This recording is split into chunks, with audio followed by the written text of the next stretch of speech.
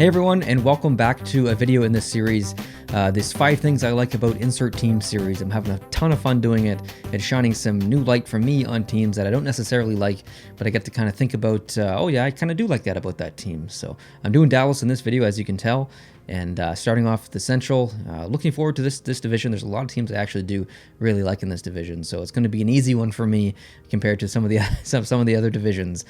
So I'm here to tell you the 5 things that I like about the Dallas Stars. Here we go. Number 1, the fans.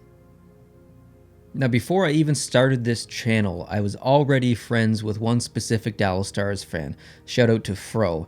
He sent me a Dallas Stars hat, and it's still one of my favorite hats that I have in my collection.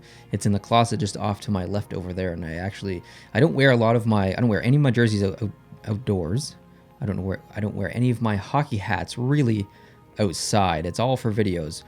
But that specific hat I wear all the time outside. So that kind of got me woken up a little bit to the Dallas Stars when he sent me that hat, because I never really hated Dallas, but I never really liked them either. So when he sent me that hat, it was awesome. I wore it all the time, still have it, obviously, as I just said, and geez, that was 5 years ago maybe. And so anyways, that was my first real experience with a Dallas Stars fan, and Fro and I have been friends for a very long time, so I've known him for a while. So it wasn't a random Dallas Stars fan, but still it was a good experience with a Dallas Stars fan. And then as I created this channel and got to know more of you at home in the comments section, or just friends I've made through Patreon, like Cordell T. Park, it's been really great. It's been really great getting to know some Dallas Stars fans, because I can genuinely say that I've never had a negative experience with a Dallas Stars fan. And maybe that has to do with where I live, and I live in Atlantic, Canada, if you're not aware. So there aren't really any Dallas Stars fans here that I randomly run into.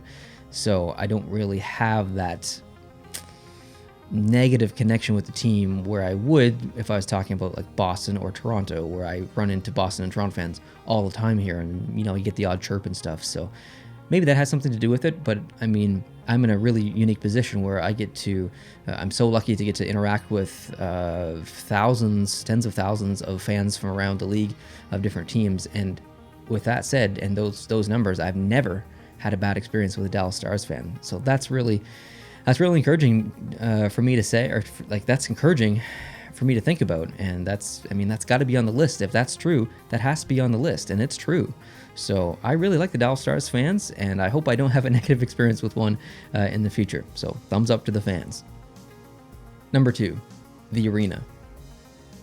I'm a pretty big fan of architecture, so the inside of the American Airlines Center doesn't really wow me too much, but the outside is incredible. It kind of reminds me of Grand Central Terminal, I think it's called, in New York City. It's this old kind of rustic, almost industrial mill kind of building that's 250 years old or something. It kind of has that feel on the outside in certain areas, and that's pretty awesome. That's fairly unique. So I really like that. It's almost entering a church kind of in a way. I kind of get that feeling when I see pictures and stuff. Now, I've never been there. I wish that I could visit, and I probably will someday, since like I said in the previous one, I do have friends who are Dallas Stars fans and who actually live in Texas. So I hope I get to visit someday. And I mean, inside that, their goal horn and their goal song. So if I'm talking about the arena, I guess that kind of counts. The goal song and the goal horn are maybe the best combination between the two in the NHL. Maybe that's something I could possibly rank in the future, but I mean, that's got to be up there. If you haven't heard the Dallas Stars goal horn or their goal song, go on YouTube, search it, give it a listen. It's awesome. Number 3, colors and logo.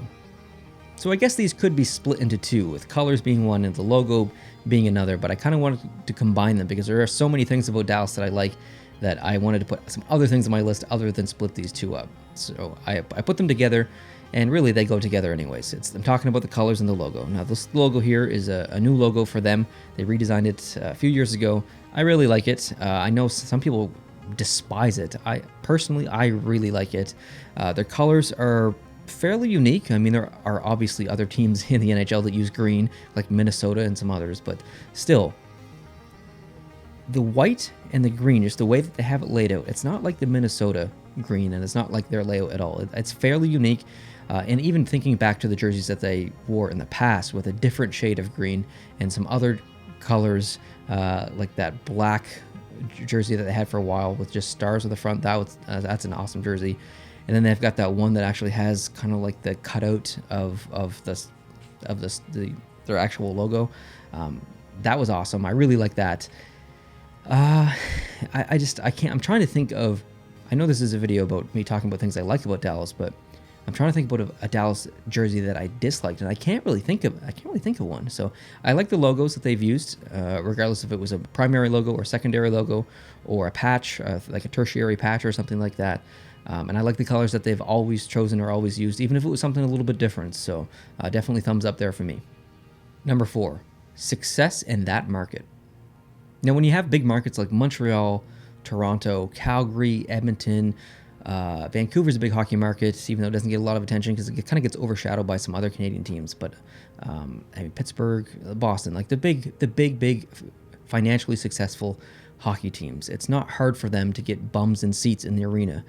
When you have markets like Tampa and Florida and Phoenix, Dallas, it's not a typical hockey market. So not only is the team tasked with being successful, having a good group of players, a good coaching staff and GM, but it's also tasked with trying to increase the reach of hockey in that area and grow new fans and bring new people into the arena, into the sport. So they have that on their shoulder all the time. And the fact that Dallas has been really successful at that, I mean, definitely in the past 25 years plus, is really impressive. I mean, it really is. You can say that Dallas shouldn't deserve a team because they're in Texas and Texas doesn't deserve hockey. I've heard people say that before, and I think it's a ridiculous statement. Dallas is the perfect example of a team working in an untypical market, and I don't think that team should ever go anywhere.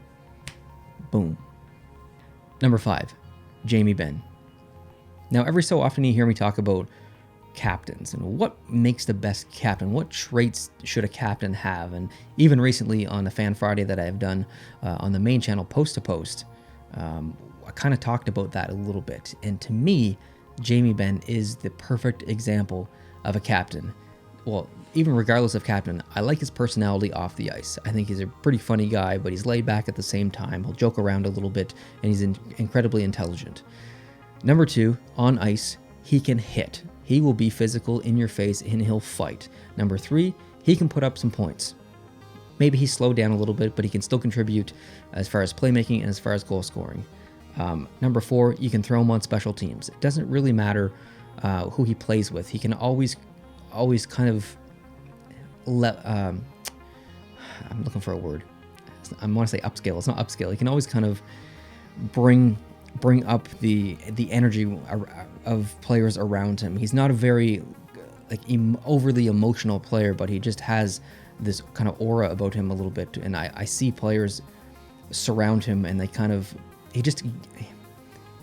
he gets automatic respect just from his demeanor. It's hard to describe. If you haven't watched a lot of Dallas and him interacting with players on the ice, then maybe you'll have a hard time understanding me, because generally I'm not good at explaining things. But whenever I see players around Jamie Benn on the ice, I feel like he has this kind of aura about him, and he kind of lifts people up, whether it's an exciting situation where they've just scored a goal, or maybe it's a negative situation where they've let a goal in or something.